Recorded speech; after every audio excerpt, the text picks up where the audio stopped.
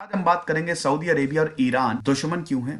तो Saudi Arabia और Iran जो है दे आर बेटर राइवल्स। बहुत अच्छे से दोनों देशों के डायनेमिक्स को हम कवर करेंगे। आगे बढ़ने से पहले यार हमारे चैनल को सब्सक्राइब करो, 1 लाख सब्सक्राइबर करो। कोशिश करो कि नए साल में हम 1 लाख से आगे बढ़े, इस परिवार को और ज्यादा आगे बढ़ाओ। तो 1 सेकंड लगना है मेरे ख्याल में, बस आपको सब्सक्राइब बटन पर क्लिक कर देना और बेल आइकन दबा दीजिए। सऊदी अरेबिया और ईरान, पहले हम दोनों देशों के बारे में जान लेते हैं। ये है ईरान। ईरान की अगर बात करें तो यहाँ पे लगभग 8.5 करोड़ लोग जो हैं वो रहते हैं। पहले आप थोड़ा सा इतिहास जान लीजिए भाई। पर्शियन एम्पायर जो पर आज का ईरान पहले पर्शिया कहलाता था, और पर्शियन एम्पायर कितना बड़ा था। मेसोपोटामियन सिविलाइजेशन ये पूरा एरिया कवर करती है, तो वो ओल्डेस्ट है। ठीक है, तो Iran is very very important. अगर आप ये इराक से बॉर्डर शेयर करता है, इधर चले जाएंगे, अगर आप थोड़ा ऊपर चले जाएंगे तो आपको आर्मेनिया मिल जाएगा, टर्की भी मिल जाएगा आपको। ठीक है, तो इन सबसे बॉर्डर शेयर करता है। अब ये रहा ईरान, और अभी मैंने बताया यहाँ पे लगभग 8.3 मिलियन, 8.5 करोड़ की यहाँ पे पॉपुलेशन है। ये सबसे इंपॉर्टेंट भैया कौन सा स्ट्रेट है, चलो मुझे बताओ, हमेशा इसी को ही ब्लॉक कर देता है। ईरान की कैपिटल क्या है? तेहरान। यस, ईरान दुनिया की 17th मोस्ट पॉपुलस कंट्री है, और 17th लार्जेस्ट कंट्री भी है। और अगर एरिया वाइज बात करें तो मिडिल ईस्ट में बात करें तो सेकंड लार्जेस्ट कंट्री है। तो ये थोड़े से स्टैटिक फैक्ट्स हैं। हालांकि पॉपुलस और लार्जेस्ट कंट्री में आपको याद करने में कोई दिक्कत नहीं होगी, क्योंकि दोनों में ही इसका 17th नंबर है। अब यहाँ पे बहुत सारे रीजनल लैंग्वेज बोले जाते हैं, बहुत सारे एथनिक ग्रुप्स रहते हैं। यहाँ पे आपको कुर्द मिलेंगे, वही कुर्द जिनका बहुत बड़ा मैटर चल रहा है, तब से बोल रहे हैं कि हमको अलग देश दो, अभी तक उनको मिला नहीं है। पर्शियन मिलेंगे, अजरबैजानी, कुर्दिश, बहुत सारे लैंग्वेजेस। और देखिए जितने एथनिक ग्रुप्स हैं उतनी लैंग्वेज बोली जाएगी। रिलीजन क्या है?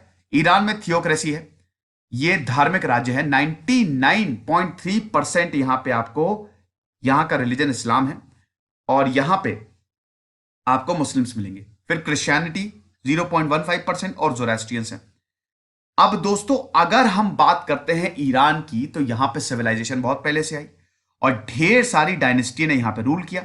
अगर इतिहास की बात करें तो Cyrus the great, Persian empire, Achaemenid empire, खैर दोनों एक ही हैं, तो वहां पे अखामेनिद एम्पायर, जिसको आज का ईरान बोला जा रहा है, फिर ये एम्पायर मतलब काफी उसके बाद आए रूलर्स। देन अलेक्जेंडर ने इसको कंकर किया, और हेलेन छोटे छोटे स्टेट में, इस ईरान को छोटे छोटे स्टेट में, जिसको हेलेनिस्टिक पीरियड या हेलेनिस्टिक स्टेट बोला जाता था, जो अलेक्जेंडर के गवर्नर जो है वो संभालते थे, उसमें बांट दिया। फिर उसके बाद मुस्लिम्स ने इस पूरे एरिया को, जब इस्लाम का उदय हुआ तो मुस्लिम्स ने इस पूरे एरिया को कंकर कर लिया, और पूरे ईरान का इस्लामाइजेशन हो गया। ठीक है, फिर यहां पे टर्क्स आए, फिर यहां पे मंगोल्स आए, और अल्टीमेटली फिर सफाविद का भी यहां पे थोड़े टाइम तक रूल रहा। और फिर हम देखते हैं कि ये कंट्री जो है, जब सफाविद्स आए, यूनिफाइड ईरानियन स्टेट इन्होंने एस्टैब्लिश किया 15th सेंचुरी में, तो पूरा देश शिया इस्लाम में कन्वर्ट हो गया। फिर नादर शाह आए, और नादर शाह में 18th सेंचुरी में बहुत जबरदस्त तरीके से इसने डेवलपमेंट की। रशियन एम्पायर से लगातार कॉन्फ्लिक्ट में रहा। ये पर्शियन कॉन्स्टिट्यूशनल रेवोल्यूशन आ गया यहाँ पे 20th सेंचुरी में, यहाँ पे संविधान बदल दिया गया और कॉन्स्टिट्यूशनल मोनार्की आ गई। और उसके बाद 1953 में वर्ल्ड वॉर 2 के बाद अमेरिका एक बहुत बड़ी पावर में उभरा, और फिर अमेरिका ने ईरान को सपोर्ट देना शुरू किया। तख्ता पलट हो गया 1953 में, मोहम्मद रजा पहलवी आ गए। Mohammad Reza Pahlavi western influence के अंडर थे। जो वेस्ट कहता, जो अमेरिका और ब्रिटेन कहता, वही ये करते, जो यूरोप कहता वही ये करते। और फिर इन्होंने, हालांकि रजा पहलवी ने ईरान को मॉडर्नाइज करने की कोशिश की, लेकिन ईरान जो है वो एक ऐसा देश है दोस्तों कि यहां पे ईरान और भारत, ये यहां जहां सभ्यताएं हैं, जैसे ईरान, यहां पे भी सभ्यता है। पर्शियन एम्पायर कितना ओल्डेस्ट एम्पायर है, तो जो रूट्स है वो बहुत पुराने हैं, ये ट्रेडिशनल लोग हैं। यहां पे अगर आप मॉडर्निस्टिक आइडिया को इंट्रोड्यूस करेंगे तो बहुत ज्यादा फर्क नहीं पड़ेगा, लोग गुस्सा जाएंगे। रजा पहलवी ने बहुत कुछ करने की कोशिश की, सीरीज ऑफ रिफॉर्म्स 1963 में लेके आए, वुमेन राइट्स लाए, इंफ्रास्ट्रक्चर का एक्सपेंशन किया, लैंड रिफॉर्म्स लेके आए, लेकिन डिससेटिस्फैक्शन था। और अल्टीमेटली 1979 में हम देखते हैं ईरान में आ गया रेवोल्यूशन, ईरान में आ गई theocracy. Ayatollah Khomeini, Ali Khomeini जिनको बोला जाता था, जो सुप्रीम लीडर थे, मतलब आयतुल्ला खोमेनी वो सुप्रीम लीडर, और फिर एक अथॉरिटेरियन रिजीम जो है वो डेवलप हो गई। और अब ईरान जो है यूनाइटेड नेशंस, ओआईसी, ओपेक, इन सबका मेंबर है। लेकिन दोस्तों यहां पे बहुत ज्यादा डेवलपमेंट नहीं है ईरान में। क्योंकि ये धार्मिक राज्य है, धर्म के अधीन है, इसलिए। और अमेरिका और ईरान की न्यूक्लियर डील के बारे में आपको पता ही है। अमेरिका ये बोलता है कि ईरान जो है वो न्यूक्लियर बॉम्ब बना रहा है, वो न्यूक्लियर वेपन्स बना रहा है, 50 सैंक्शंस लगा के रखे हुए हैं। अभी ईरान और अमेरिका की न्यूक्लियर डील हुई थी, लेकिन फिर डोनाल्ड ट्रंप उससे पीछे हट गए।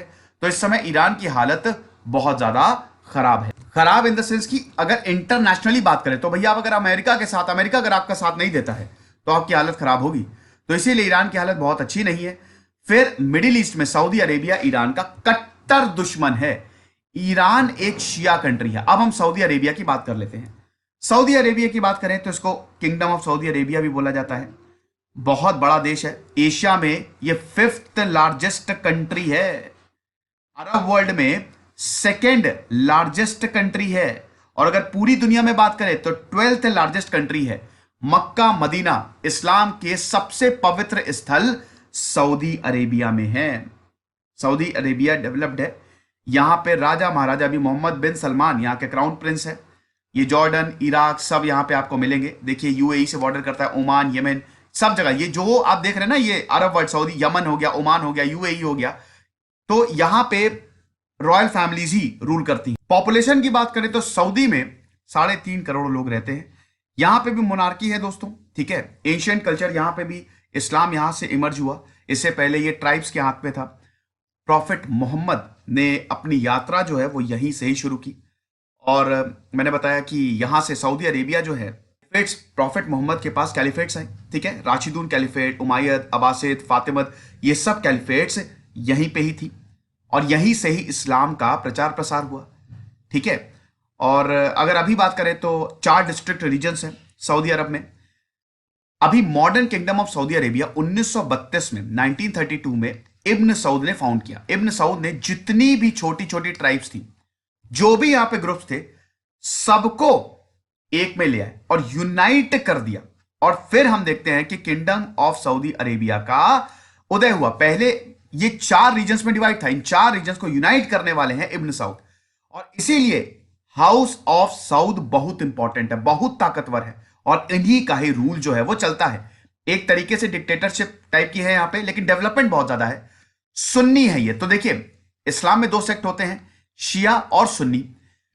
ईरान शिया है और सऊदी अरब सुन्नी। और सऊदी अरब को अमेरिका का भी भरपूर सपोर्ट है।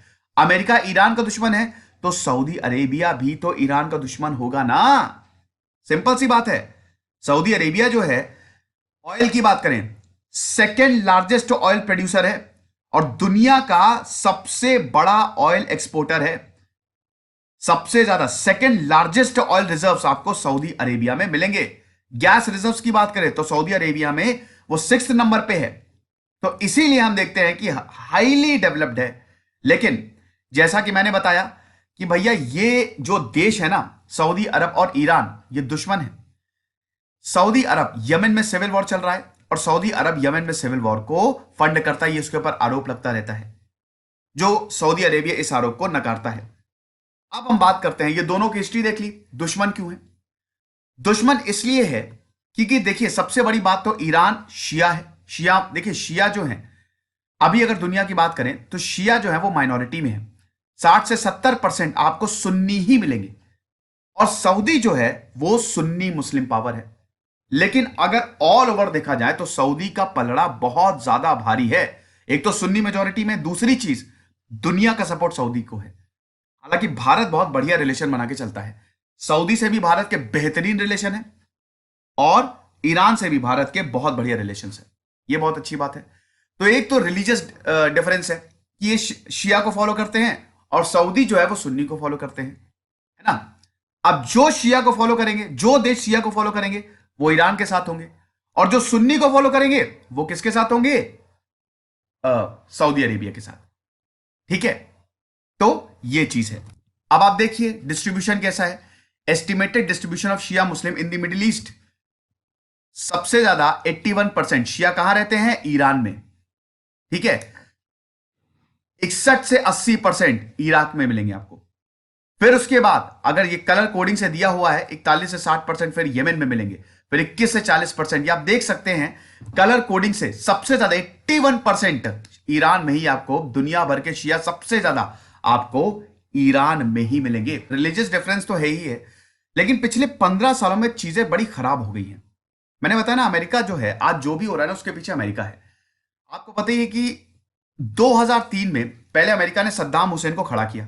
सद्दाम हुसैन इराक का डिक्टेटर था, तख्ता पलट किया और अमेरिका का पूरा सपोर्ट था सद्दाम हुसैन। बाद में यही सद्दाम हुसैन अमेरिका के खिलाफ हो गया, तो अमेरिका ने क्या बोला, इराक के ऊपर यही आरोप लगाया ना कि सद्दाम हुसैन बम बना रहे, एटम बम है इनके पास। सद्दाम हुसैन मतलब इराक को इन्वेड कर दिया, बहुत बड़ी गलती की थी। देखिए, अमेरिका ने इराक को इन्वेड करके, क्योंकि सब कुछ ठीक ठाक चल रहा था, इन्वेजन से डायनेमिक्स बिगड़ गए। अमेरिका जब भी इन्वेड करता है, इधर अफगानिस्तान में भी घुसा, वहां पे डायनेमिक्स बिगड़े, इधर मिडिल ईस्ट में घुसा, वहां से डायनेमिक्स बिगड़ गए। तो 2003 में जब अमेरिका ने इराक को इन्वेड किया और सद्दाम हुसैन को हटाया, तो उस समय देखिए, इराक जो है, सद्दाम हुसैन जो है वो एक सुन्नी थे, और ईरान, अब भाई सुन्नी थे तो शिया को डेफिनेटली अपोज करेंगे। तो ईरान के वो एक तरीके से ईरान को बहुत ज्यादा नहीं मानते थे, वो दुश्मन थे ईरान के, ठीक है। और आपको पता ही है कि ईरान इराक वॉर भी तो हुआ था ना। ये सब आप कनेक्ट करते हुए चलिएगा, 1980 से लेकर 1988 तक ईरान और इराक एक दूसरे से भिड़ गए थे, और इसी दौरान तो सद्दाम हुसैन लीडर थे। और उसके बाद तुरंत कुवैत में सद्दाम हुसैन युद्ध करने चले गए, तभी तो अमेरिका का मूड खराब हो गया। तो हम ये देखते हैं कि जब सद्दाम हुसैन, जब इराक को इन्वेड किया और सद्दाम हुसैन को फांसी पे लटका दिया गया, तो जैसे ही सद्दाम हुसैन को हटाया, वैसे ही शिया प्रेजेंस बढ़ा। क्योंकि जब तक सद्दाम हुसैन था तब तक तो शियाओं को उसने उठने नहीं दिया, बहुत कत्लेआम किए उसने। लेकिन जब यह हटा, तब शियाओं का प्रेजेंस बढ़ा, और ईरान शिया कंट्री है, तो ईरान का इंफ्लुएंस इराक पे तब से लेकर अभी तक बढ़ता जा रहा है। अब दोस्तों, ये तो एक बात थी। देखिए, एक तो रिलीजियस डिफरेंस है, दूसरी चीज ये है कि ये वाला जो आप एरिया देख रहे हैं ना भाई, इस एरिया का, ये मिडिल ईस्ट वाला, इसका लीडर कौन होगा? वेस्ट एशिया भी इसको बोला जाता है, तो इसका लीडर कौन होगा? कौन अरब वर्ल्ड को, मिडिल ईस्ट को लीड करेगा? तो दो में हमेशा जंग चलती है, एक है ईरान, एक है सऊदी अरब। सऊदी अरेबिया अपने आप को लीडर बताता है, ईरान अपने आप को लीडर बताता है कि कोई भी प्रॉब्लम है आप हमसे बात करो। तो लीडरशिप की यहां पे जंग है। तो पहले तो 2003 का, तो अब सऊदी अरब भी चाहता है कि जितने देश हो सके उसके पाले में आ जाए, ईरान भी यही चाहता है जितने देश हो सके उसके पाले में आ जाए। 2011 का इवेंट सबसे इंपॉर्टेंट रहा मॉडर्न हिस्ट्री में। 2011 कोई भी नहीं भूल सकता। बड़ी बड़ी सत्ताएं हिल गई। शुरुआत हुई थी तुनिशिया से। मोहम्मद बुआजीजी, जो कि एक सब्जी बेचने वाला था, उसको अथॉरिटीज परेशान करती थी।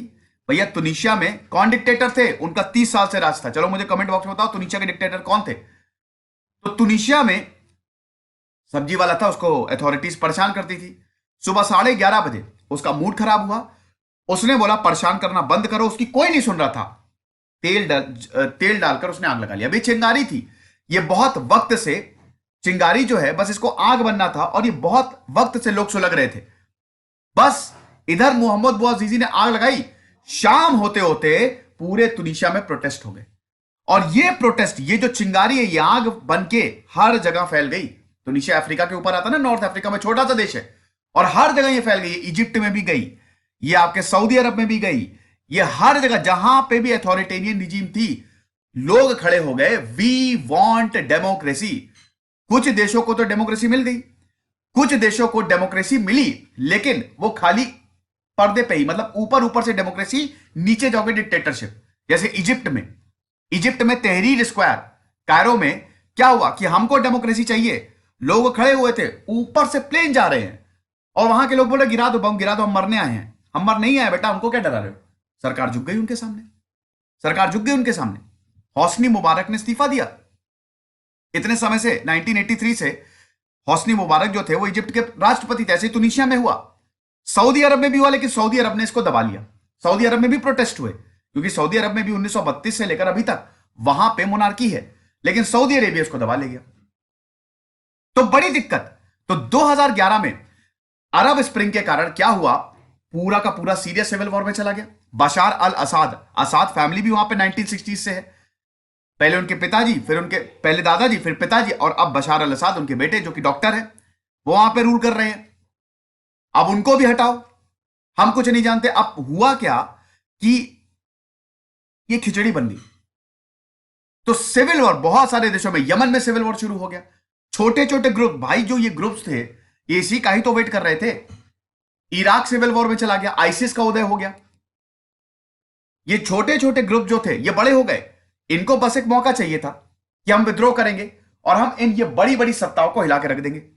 और उसके बाद फिर खूनी संघर्ष शुरू हो गया।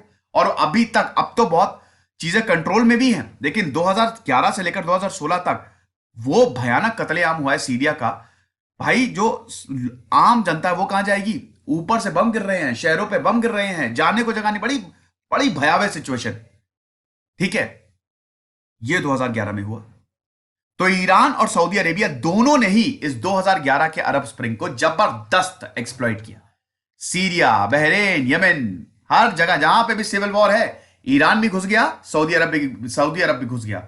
अब देखिए हुआ क्या कि सीरिया में जो है सिविल वॉर शुरू हुआ, तो सीरिया में घुसता है, मतलब जो मिडिल ईस्ट में सिविल वॉर शुरू हुआ, ईरान भी घुसा और सीरिया भी घुसा, सॉरी सऊदी अरब भी घुसा। अब सऊदी अरब को पीछे अमेरिका सपोर्ट कर रहा है कि मैं भी हूं तुम्हारे साथ, बिल्कुल परेशान मत हो, और इधर रशिया भी आ गया है, तो पूरी खिचड़ी बनी हुई है। तो ईरान के क्रिटिक्स यही बोलते हैं कि establishing itself or its proxies across the region and achieving control of a land corridor stretching from Iran to Mediterranean। बस हमको कंट्रोल चाहिए ईरान टू मेडिटेरेनियन तक। जो भी यहां पे ईरान में जो लोग हैं वो एक तरीके से लीडरशिप चाह रहे हैं। तो अब चीजें बुरी कैसे हो गई? अब अभी मैंने बताया 2011 एक टर्निंग पॉइंट था। स्ट्रैटेजिक राइवलरी बहुत पहले से ही रही है, वो भी मैंने बताया। रीजनल स्ट्रगल यहां पे बहुत ज्यादा रहा है, ईरान सऊदी अरेबिया दोनों में ही रीजनल स्ट्रगल रहा है। ठीक है, सीरिया में ईरान को किसने सपोर्ट दिया? रशिया ने। सऊदी अरब को किसने सपोर्ट दिया? आपका अमेरिका ने। दोनों आपस में भिड़ गए। अब देखिए, एक देश में लड़ाई किसी और की हो रही है लेकिन कोई और घुसा जा रहा है, उसकी वजह से क्या हुआ? पूरे डायनेमिक्स बिगड़ गए और लोगों को जाने गंवानी पड़ी, छोटे छोटे बच्चे मारे गए। ये हुआ है। बहुत सारे रिबेल ग्रुप जो है वो क्रिएट हो गए। सऊदी अरेबियन को बैक कर रहा था और इधर ईरान अथॉरिटीज को बैक कर रहा था। भाई बशार अल असद जो है वो शिया है। बशार अल असद अगर सीरिया की बात करें, ठीक है, तो भाई ईरान तो इनको सपोर्ट करेगा। और जो रिबेल ग्रुप्स हैं दे आर सुन्नी, आईसिस पूरा सुन्नी ग्रुप है, तो सुन्नी ग्रुप को सऊदी अरेबिया, क्योंकि सऊदी अरेबिया सुन्नी है, सिंपल सा डायनेमिक्स है इसमें। आई होप आपको कोई दिक्कत नहीं हुई होगी। खत्म, दोनों अभी तक लड़ रहे हैं। तो सऊदी अरेबिया जो है वो यही ट्राई कर रहा है कि किसी तरीके से ईरान का इन्फ्लुएंस कम करे। मोहम्मद बिन सलमान जो डी फैक्टो रूलर है, बहुत कुछ कर रहे हैं, बस वो कम करे। यमन में सिविल वॉर है। यमन की कंडीशन तो बहुत ही खराब है। वहां पे हूती रिबल्स को सऊदी अरेबिया सपोर्ट करता है, बोलता नहीं है, सामने नहीं बोलेगा कि हम सपोर्ट कर रहे हैं, चुपचाप करेगा। ये सब सीक्रेटली होता है। पूछेंगे अगर आप, हम कहां कर रहे हैं, हम नहीं जानते इन लोग को, सबूत दिखाइए, सबूत है ही नहीं, कहां से सबूत आएंगे? सब सीक्रेटली चल रहा है, लेकिन एक्चुअली में हो रहा है। यमन में जो सिविल वॉर है, वहां की सरकार को गिराने के लिए, टॉपल करने के लिए, ये इसलिए होता है ना क्योंकि जब सरकार गिरेगी, इन रिबेल ग्रुप्स को जिन देशों ने सपोर्ट किया है, फायदा उनका भी तो होगा ना, डायरेक्ट कंट्रोल उनका रहेगा। सऊदी अरब में मान लीजिए हूती रिबेल जो है वो कामयाब हो जाता है और यमन के पार्ट्स को कंट्रोल करते हैं। ये जो आतंकी ग्रुप्स है ना, जैसे अभी अफगानिस्तान में तालिबान का इन्फ्लुएंस लगातार बढ़ रहा है। खैर, अफगानिस्तान की हम क्यों बात कर रहे हैं, हम यहां पे बात करते हैं। तो कहने का मतलब ये है कि ये जो मूवमेंट्स हैं, यहां पे जो रिबेल ग्रुप्स है वो अब कुछ पोर्शन को कंट्रोल भी करने लगे। जैसे आईसिस काफी बड़े पोर्शन को कंट्रोल करता था, लेकिन फिर कुर्दों की बहादुरी से मार भगाया इनको। और ये हूतीज जो हैं, हूतीज को जो वेपन्स है वो ईरान सप्लाई कर रहा है।